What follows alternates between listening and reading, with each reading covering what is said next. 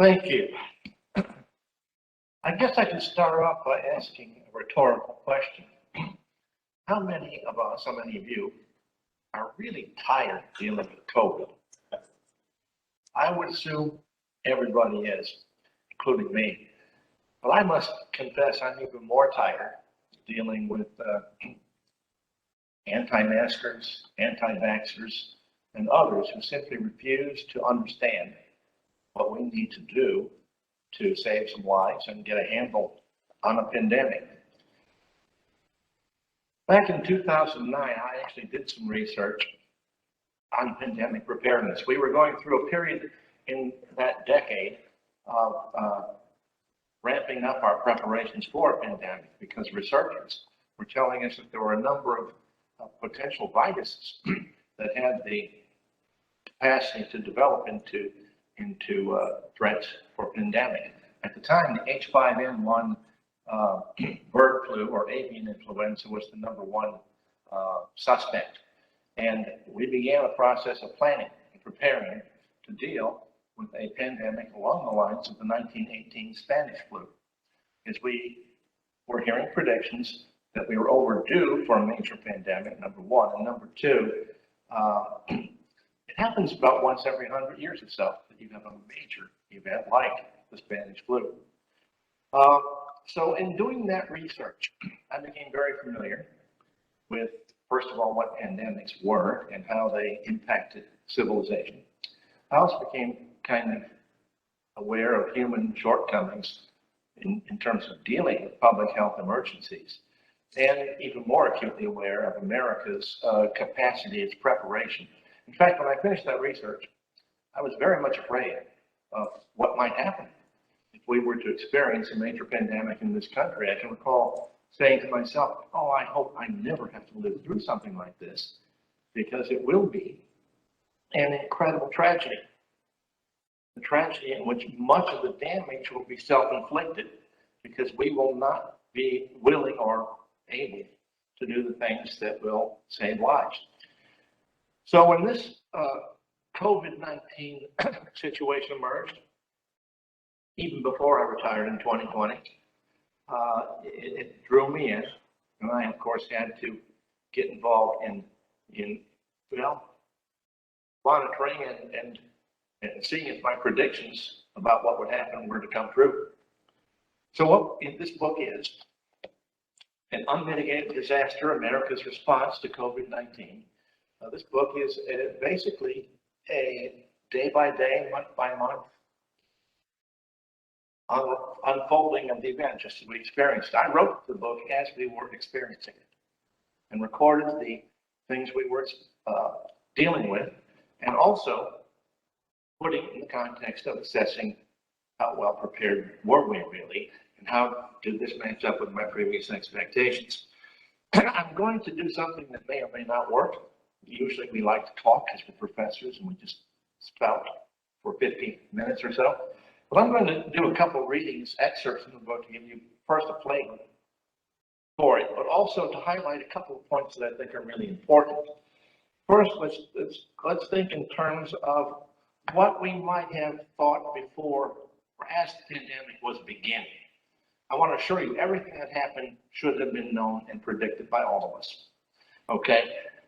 It can be said with certainty the world had been preparing for the next pandemic for some time. It can be said that as COVID-19 emerged, the world should have known exactly what to expect. There should have been no surprise about how things unfolded as the virus circled the globe. Despite advances in modern medicine, the absence of a vaccine and the shortage of antivirals, shortages of personal protective equipment for doctors, nurses, and first responders, and the problems associated with rapidly accelerating transmissions, hospital admissions were all things to be anticipated. It would inundate intensive care units, and doctors and nurses would begin to fall ill themselves. The caseload, the shortages of equipment, the lack of effective treatment options, the health risks to healthcare providers were all expected to push the healthcare system to the point of collapse. It was well known that a pandemic was something that would bring most hospitals to their knees. Hospitals, like every other American industry have done everything imaginable to reduce their costs. This means a reduction in the number of hospital beds and virtually no excess capacity available for extraordinary circumstances considered unlikely to occur. It was equally well known that a pandemic would have a disastrous impact on the global economy. With illness spreading among workers, quarantine measures enforced to slow the spread of the disease, and production lines would shut down. Just-in-time delivery systems and supply chains would collapse. Unemployment and worker absentee rates would both soar to historic levels. Working from home would become the new norm for many. Schools, daycare facilities, small businesses would close down for weeks. No vaccine, no effective antiviral drugs available for treatment. All of these things were seen as inevitable in any pandemic scenario. Now, I knew that before this thing unfolded and unraveled. And I kind of knew what would happen. By God, I was right. But, our government knew these things as well. You would think maybe we should have planned to be more effective in responding and dealing with the crisis. And you might be happy to learn that our government was actually doing some pretty good work. It all began in the summer of 2005. Summer of 2005, and President George W. Bush was vacationing at his ranch in Crawford, Texas. His vacation reading included an advance copy of historian John M. Barry's newest book, The Great Influenza. He was quickly absorbed by what he was reading. In fact, he could not put it down. The book told the chilling tale of the 1918 Spanish flu pandemic. The impact of this book on the president would soon be apparent to all. When he returned to Washington, he called Fran Townsend, one of his top Homeland Security advisors, into the Oval Office. Giving her the galley of the forthcoming book, he said, "You've got to read this." Knowing that major pandemics happen every 100 years or so, and knowing that U.S. health experts were identifying a growing number of risks for novel disease outbreaks with the potential to ignite the next pandemic, the president made it clearly known what he felt needed to be done. He had a sense of urgency about it. He told her, "We need a national strategy." And there began, in 2005, the process of planning for the next pandemic that would be along the lines of the 1918 Spanish flu. President Obama would continue that planning. He was a man who came into office pledging to be guided by science and not politics on matters of importance like this. And he had continued the process of improving our planning. His experiences with the H1N1 avian flu pandemic was a minor pandemic that greeted him in 2009. There were about 60,000 U.S. cases, very few deaths. It was not a deadly virus, thankfully, but it was classified as a minor pandemic. His experiences with that, his experiences with Zika and with Ebola, taught us many lessons about how well prepared we were or were not. He set about with his administration to really tighten up on our preparation. By 2014, he had completed or advanced the preparation a whole lot further. It was still very clear that the United States needed to do even more to be adequately prepared. But President Obama had proposed major new efforts with major funding requests to Congress to address the need as he perceived it. He announced him advancing his proposal. The president explained his priorities, concluded by saying, if and when a new strain of flu, like the Spanish flu, crops up 5 years from now or a decade from now, we've made the investment and we're further along to be able to catch it. It's a smart investment to make. We're going to continue to have problems like this, particularly in a globalized world where you move from one side of the world to the other in a single day. He handed off to his successor in 2017 a pretty complete battle plan, which was trashed and thrown out immediately by his successor. The planning body that had been created in the National Security Council to prepare for a pandemic was, discontinued. It was put out of business in 2018 by his successor. Severe funding cuts in public health initiatives were proposed.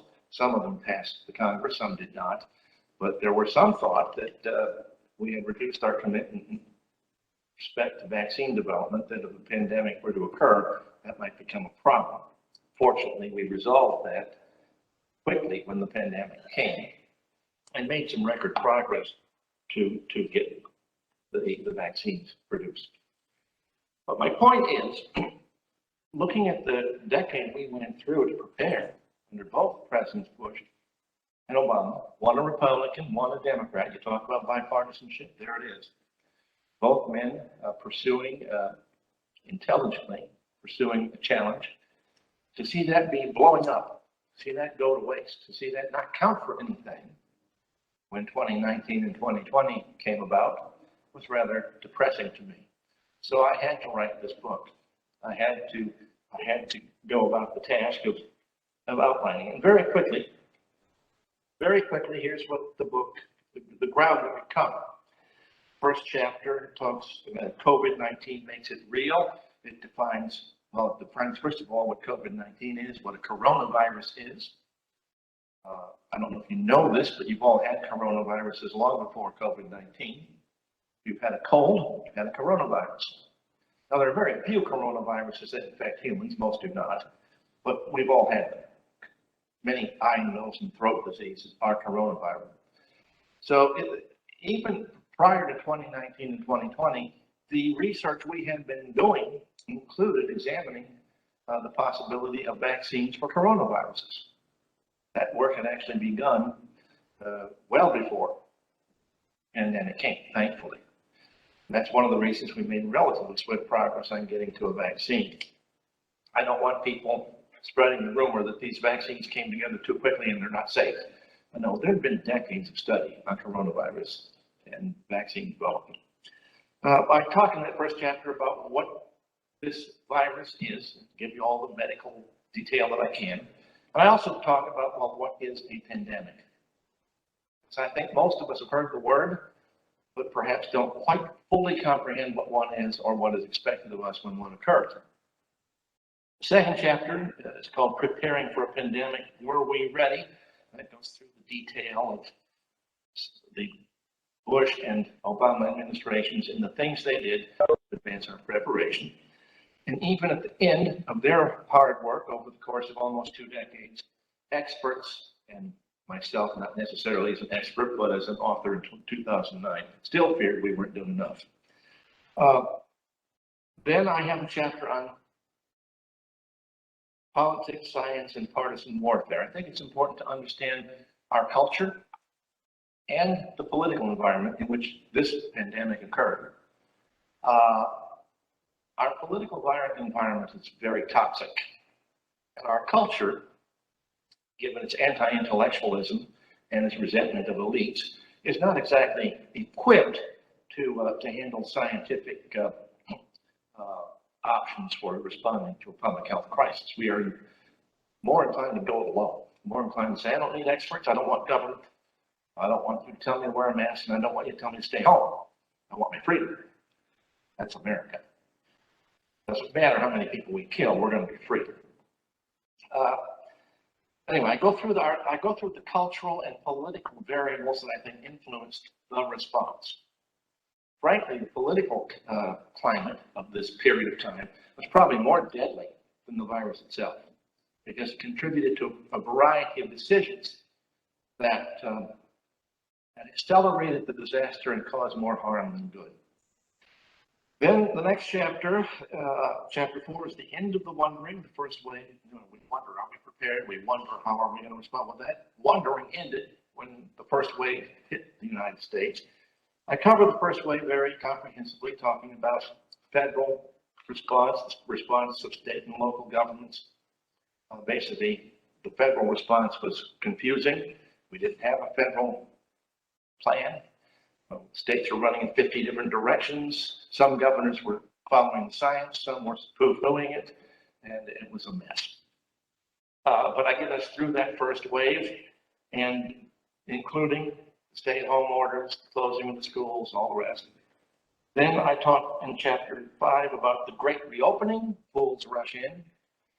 Reopened after the shutdowns. We reopened too quickly and too carelessly.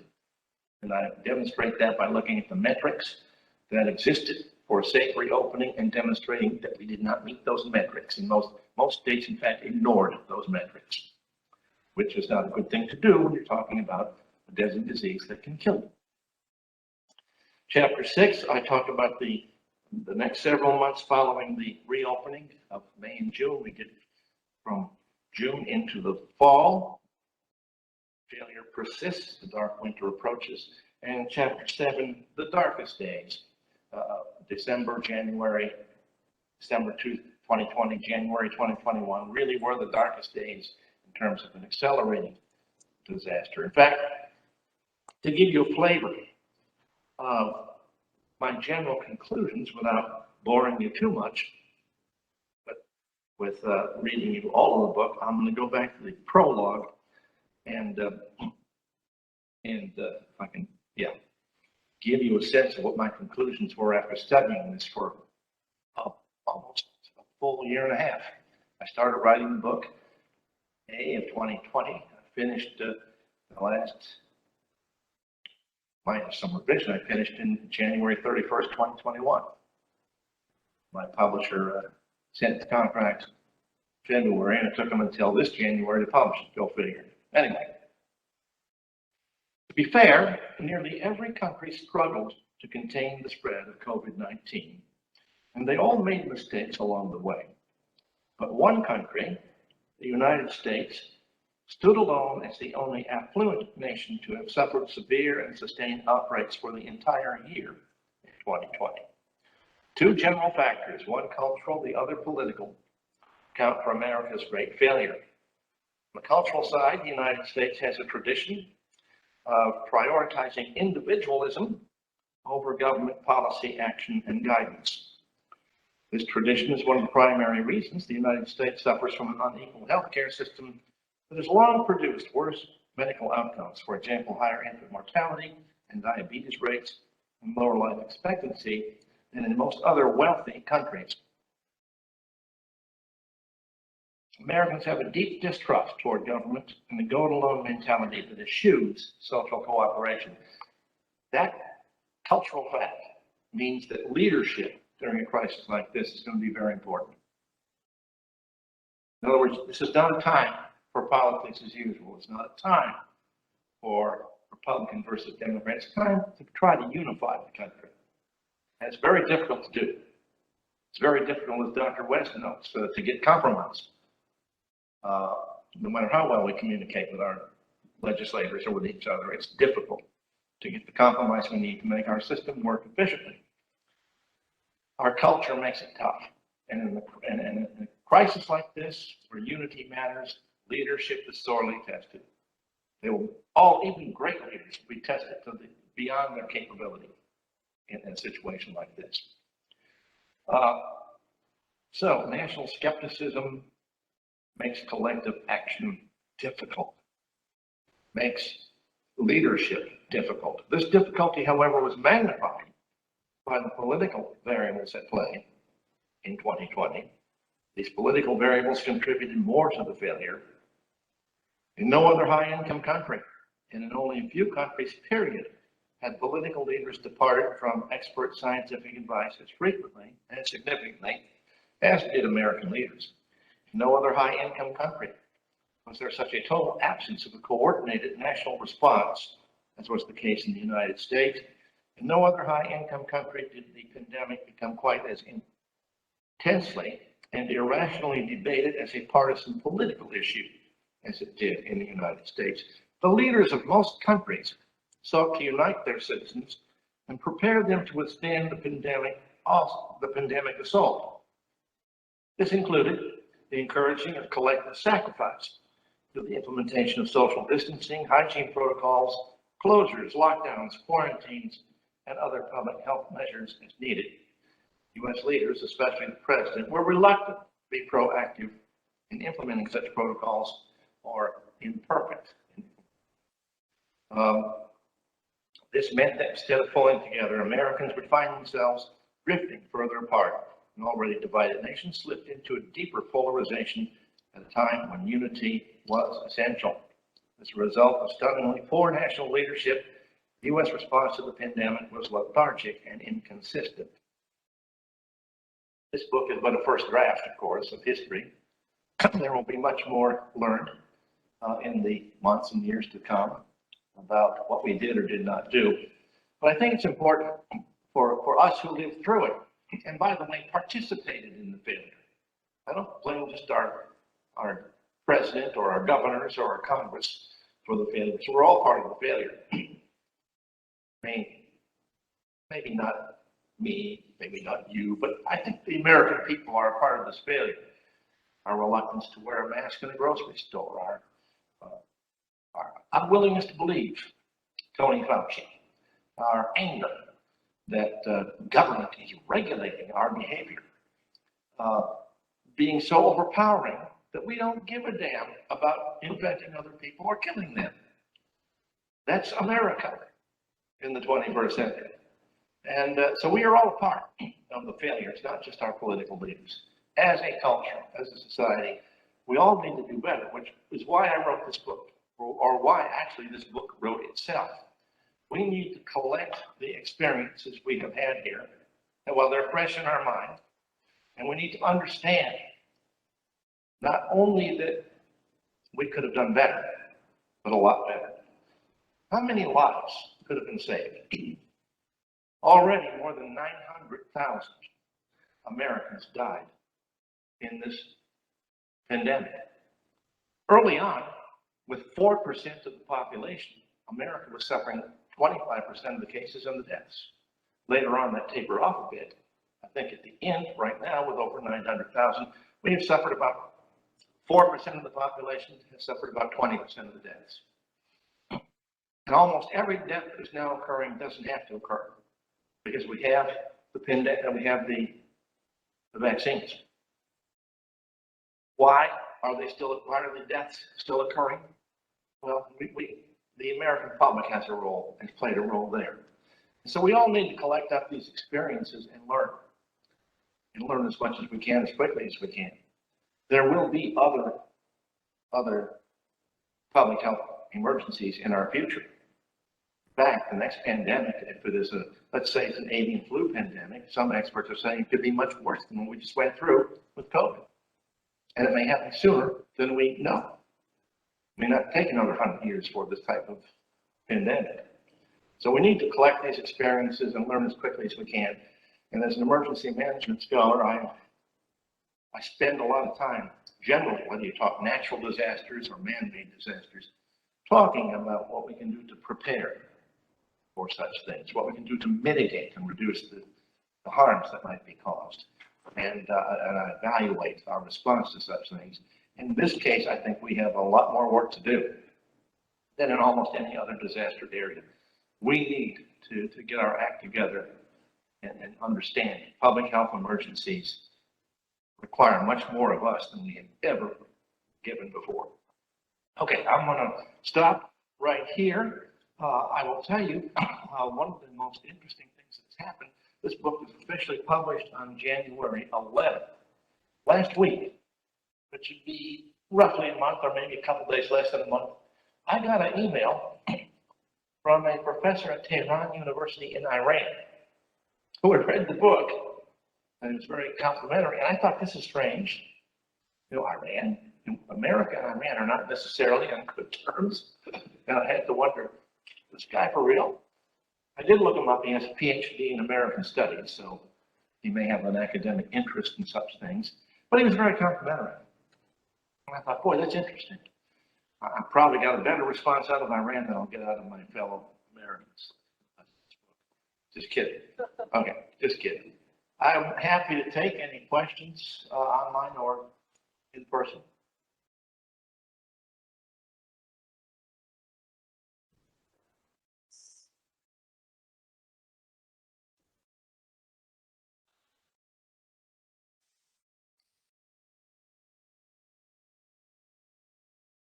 Do I offer any? Summarize for simple. Well, as somebody who read the book noted, I do say what we should have done. I spell it out pretty clearly, far more clearly than I can just talking about it for a few minutes. I do spell out specifically, here is what should have been done step by step to be better prepared. So I think if any politician were to read that, they'd have a blueprint.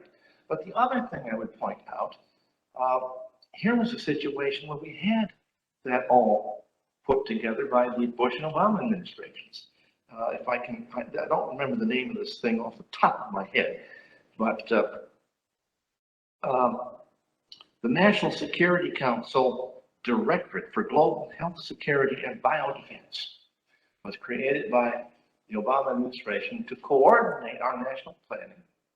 And they created the playbook, the pandemic playbook, that specified decisions that needed to be made, what the criteria were for making them.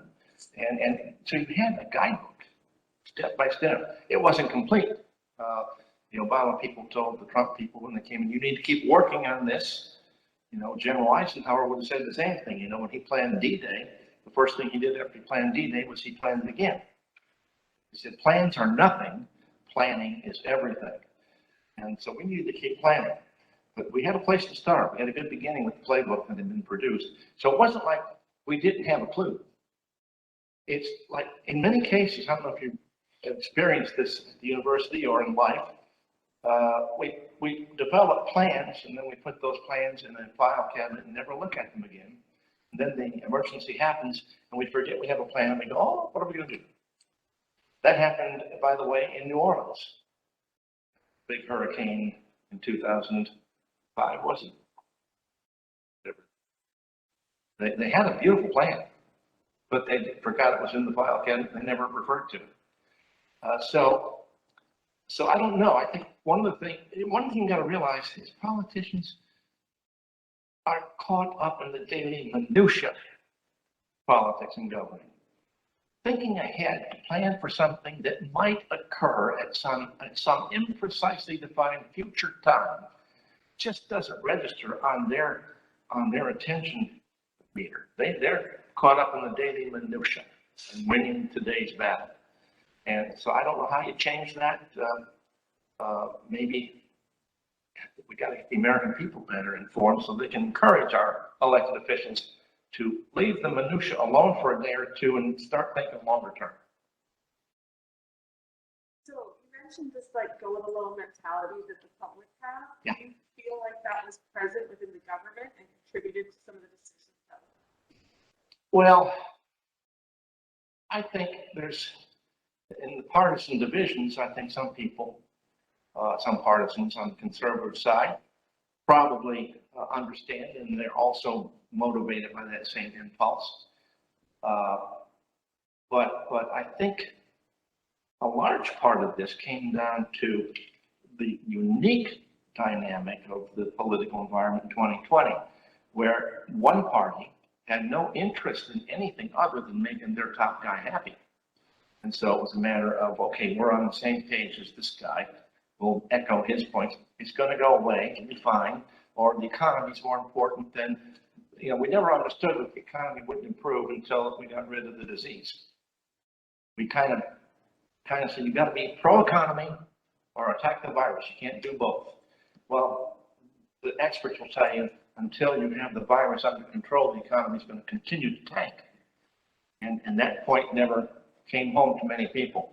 And what we saw was many Republican governors and politicians echoing President Trump's concerns, saying, you know, this whole thing's a fake. The Democrats will stop talking about it on November 4th, the day after the election. All this talk about pandemic is designed to hurt me. And that kind of insanity does not need to prevail during a public health emergency. I mean, just think about this. Again, over 900,000 people have died. We were seeing people die in large numbers every day, every week, every month. We saw the death rate accelerate during the year 2020. And we had the audacity to think this was political, that we're making this up. I mean, that just boggles the mind. We simply had a poisonous political dynamic that made what was going to be a difficult situation much worse. Even under perfect conditions, with a great plan, people thinking the right way, we would not have prevented every tragedy. We would have had tragedies that were unexpected, we still would have had hundreds of thousands dead. I'm here to tell you, I'm among those who believes out of 900,000 dead, we probably have had 500,000 to 600,000 more deaths than we needed to have. And think about that. I mean, think about how teary-eyed some people get when they think about 9/11. Oh my God, 3,000 Americans were killed on 9/11. Wave the flag, cry those patriotic tears, sing the national anthem, and don't kneel. But here you got nearly 1 million people dying. Public health emergency that we botched. And we cannot come together as a nation to care about one another, to deal with this. It's just stunning to me. And that's why I had to write this book. Given what I knew about pandemics and about our preparedness or lack thereof, given what I thought was going to happen, like I say, it wrote itself. And it kind of became a diary, but a diary with a lot of information that was professional and relevant to explaining what was happening, why it was happening, and what would likely happen next. In fact, at the end of the book, as I say, I finished writing in January. At that point, I said, well, we will have over 800,000 dead by the end of 2021. You could just see that was going to happen. And by the way, even from the very beginning, if you had talked to me in January 2020, I would have told you minimum 3 years for this pandemic. Minimum 3 years. It's not going to be over in a hurry. Who would have listened? I don't know. And by the way, here's another funny thing. It just occurred to me, and then I'll quit, unless there's another question. After all that work that the Bush administration and Obama administration did to prepare for the worst pandemic since 1918, when it did finally happen, and after he stopped saying it was okay, I'm doing a perfect job, we're going to keep it away. Once we knew, okay, it's here. Your President Trump said, well, who knew? Nobody could have known that something like this could ever happen. Again, that's one of those moments where I have a hard time not pulling every hair out of my head and just ramming my face into the wall. But still, that's where we are. Okay, any other questions? Yes.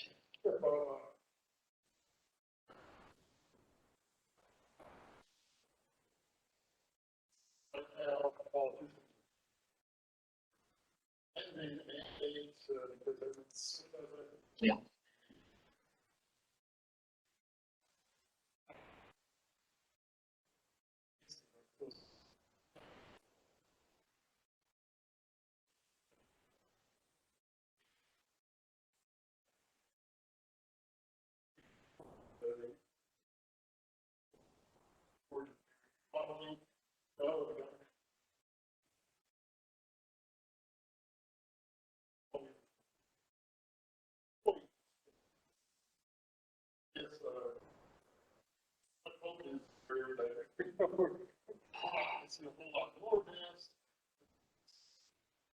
Yeah.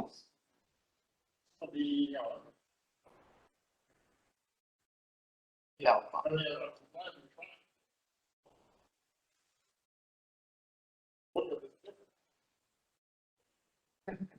Well, it doesn't. And politics, the politics of the moment, the minutia of the moment, always overwhelms the science, always overwhelms our best intellectual capacity. Why? I mean, it is time perhaps to start adjusting on some of the protocols. We can probably start relaxing some of the defensive measures, but you got to have metrics that are met. You can't just do it willy-nilly. When we reopen after, by the way, our shutdowns, when we had the stay-at-home orders, remember that? Were very short and very incomplete compared to the nations that had greater success at stemming the time of the virus. Their shutdowns, they shut down 90% of their society. We shut down about 50%. And they shut down longer. We reopened too soon again. And that caused a big push in infections, didn't it? We opened in time for spring break. When we had spring break in Florida, and by golly, we had blasted off with more infections. Yeah, what you need, I don't know how we get there, but you really do need to follow the science in this thing. And you got to understand, first of all, what science is. A lot of people don't. Science is a method. It's not the final answer. Science is a method, and you're continuing to search for answers. When you have a new virus, You know that there are certain things you should do, social distancing and so forth, and to stay safe. But how much do masks work? Well, we got to do some research. Does this work? We need to do the research. We're constantly going to be changing based on what we learn in the research, some of the advice we're giving. People don't understand that. So when the CDC says, well, today we're changing our view on masks, remember they started out saying, well, you don't need to wear them. But then they did the research and said, well, now we recommend you wear them. People get all confused and say, well, they don't know what they're talking about.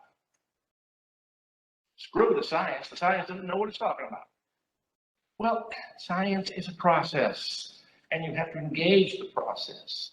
And as you learn and as you grow in your knowledge, you make smart adjustments. In a public health emergency, you try to do what doctors do no harm, and do the best you can to save lives. Anything else? Well, I've enjoyed this little chat in this crowded room, standing room all in. And I hope there were some people online.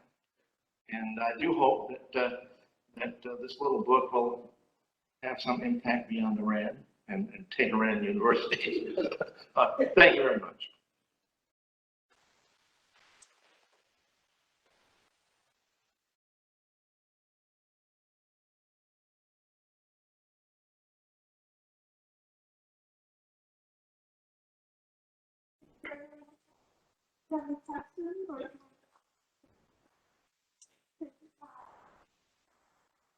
Thank you so much for coming and speaking.